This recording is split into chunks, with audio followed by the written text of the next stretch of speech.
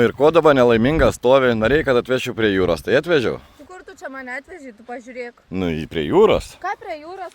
Kas čia per paplūdimys, va pilna žabarų, į vandenį, į jūrą įlipti negali. Nu, normalus tas paplūdimys. Matai, kad ten dumblių pilna, į vandenį negalime įlipti. Iš vis vėjas puč, kur čia mes vaikštom, aš nieko nesuprantu, va, pažiūrėk. Tai norėjai, kad nebūtų žmonių, tai atvažiavom į paplūdimį.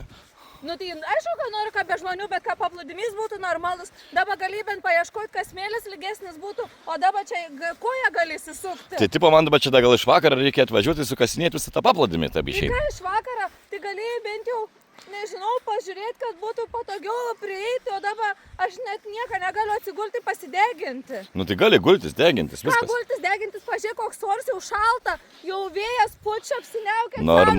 Normalus tas oras plus 23 žmonės maudas. 23, man 28 reikėtų iš vis, mane gal tada geriau į kokią Turkiją nuvežtų. Nu nebus jokių Turkių, paplūdimys yra Baltijos, va čia norėjai ir atvežiau, viskas. Eik degintis. Man toks nepatinka iš visą, ką mes čia veikiam, galėtumėm jau ir namo važiuoti. Nu tai tada važiuojam namo.